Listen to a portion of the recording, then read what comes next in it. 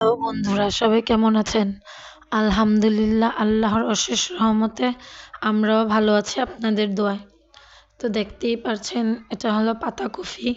পাতাকপিটা একদম চিকন চিকন করে কেটে নিচ্ছে। আজকে পাতাকপি দিয়ে গরুর মাংস দিয়ে রান্না করা হবে।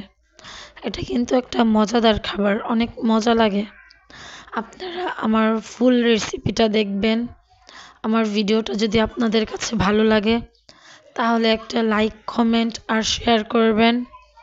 আর আমার ইউটিউব চ্যানেলটাকেও সাবস্ক্রাইব করে দিবেন।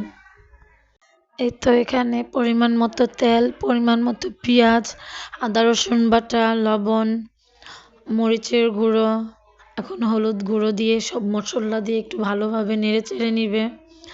এটা হলো রাঁধুনি মশলা একটা। এই মশলাটা অনেক ভালো।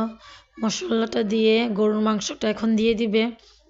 গরুর মাংসটা দিয়ে ভালোভাবে সুন্দরভাবে কষিয়ে নিবে, পানি ছাড়াই কষিয়ে নিবে সুন্দরভাবে।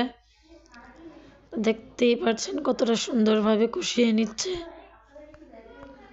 অন্য চুলায় একটা কড়াই বসিয়ে দিয়েছে, কড়াইতে পরিমাণ মতো তেল দিয়ে দিয়েছে। আর এদিকে দেখুন নিচে যেন লেগে না যায় এই জন্য একটু পানি দিয়ে নিল। পানিটা দিয়েও ভালোভাবে কষিয়ে নিবে। আর তো এদিকে পরিমাণ মতো পেঁয়াজ আর কাঁচামরিচ দিয়ে দিল। এটা কাঁচা টমেটো ভাজি করা হবে। এটা আর অনেকবার আপনাদের সাথে আমি শেয়ার করেছি, এই জন্য আর শেয়ার করলাম না। কিন্তু এই কাঁচা টমেটো ভাজিটা অনেক মজা, আমার কাছে অনেক মজা লাগে, একটু টক টক লাগে খেতে, অনেক মজা লাগে। তো দেখতেই পাচ্ছেন গরুর মাংসের কালারটা কতটা সুন্দর লাগছে, একদম লাল টুকটুকে হয়ে রয়েছে। এখন পরিমাণ মতো ঝোল দিয়ে দিল। ঝোল দিয়ে সুন্দরভাবে কষিয়ে নিব একদম মাংসটা সফট হওয়া পর্যন্ত। তো দেখুন মাংসটার কালারটা কতটা সুন্দর লাগছে। আর আজকে ৩-৪ দিন ধরে এতটা ঠান্ডা যা বলার মতো না। মানে বাহিরে পানি পড়তেছে, এরকম বৃষ্টির ফোঁটার ফোঁটার মতো পানি। অনেক শীত, ঘরেই শীতে বসা যাচ্ছে না, তাহলে বাহিরে কতটা শীত। আর তো এখানে মাংসটা হয়ে গিয়েছে, এই জন্য মাংসের উপরে পাতাকপিগুলা দিয়ে দিয়েছে, দিয়ে এখন ঢাকনা দিয়ে ঢেকে দিবে।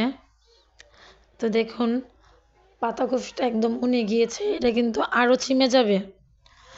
আপনারা আমার ভিডিওটা দেখলেই বুঝতে পারবেন যে কতটা সুন্দর রেসিপি এটা, অনেক মজা লাগে। আবার এই তো ঢেকে দিয়েছিলাম, এই তো হয়ে গিয়েছে প্রায়। দেখুন এখানে কিন্তু কোনো পানি দেয়নি, পানি ছাড়াই রান্না করা হচ্ছে, কারণ পাতাকপি থেকে পানি বের হয়েছে। এই তো দেখুন কতটা মজাদার ইয়াম্মি একটা খাবার। আমার ভিডিওটা ভালো লাগলে কিন্তু ফলো করবেন, আমার পাশে থাকবেন, আমার পরিবারের পাশে থাকবেন। কতটা মজাদার খাবার এটা, অনেক মজাদার। দেখতেই পাচ্ছেন কতটা সুন্দর লাগছে। এই তো এখন তরকারিটাও হয়ে গিয়েছে, অনেক সুন্দর কালার হয়েছে। আমার ভিডিওটা যদি ভালো লাগে, আজকের ভিডিওটা এই পর্যন্তই। আল্লাহ হাফেজ।